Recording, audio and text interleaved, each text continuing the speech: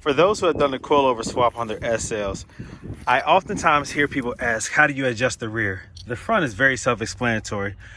The rear coilovers are a little bit more difficult to adjust the height. So to adjust the height, first off, remove the wheel and tire. You get access to this. That lower collar, you have to loosen. Turn it counterclockwise, and that allows you to turn the body, the threaded body. If you turn the threaded body clockwise, that lowers it. Counterclockwise, it lengthens it. So I use a hammer and a flathead in order to loosen the collar. A few taps should do it, just like so. You put the flathead right there, whatever angle you have that is best suited to allow you access to be able to tap it with a hammer. Do it that way. I can't do it with one hand, but I positioned it just like this, and then I use this hammer to tap it loose. I've already done so, not loose enough with my bare hands, so I'll tap it a few more times. It already started turning, but I'll tap it again to loosen it so that I can twist it by hand. Okay, now I'm able to twist it by hand, just like that. So this is counterclockwise. That loosens it.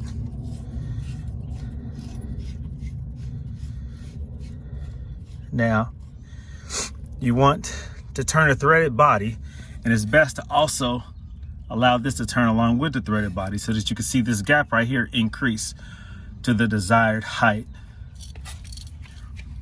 Once you get the coilover adjusted to the height that you want it to be, kind of already know, like, hey, I need a 1/2 inch or 1/4 inch or even 1 inch or maybe even 2 inches. I don't know. Whatever distance you want the top of the tire to be from the fender, you do that right here. It will be equal to whatever you adjust on here is what it will be from the top of the tire in the fender. That clearance will be the same as what you put here, this new adjustment. You increase it here, it will equally increase from the tire and fender height. Also keep in mind that as you're turning this threaded body of the coilover, that your preload will change. Now, I can't really get the phone up in there to see the preload. Let me see.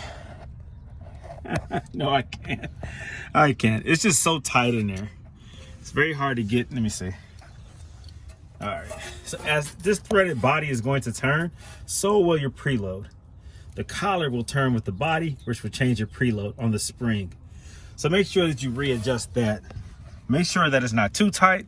Make sure it's not too loose. You do that. Once you have it adjusted to the height that you want it to be, then you retighten this collar clockwise, and you tap it the opposite way with the hammer and the flathead screwdriver, and you're done.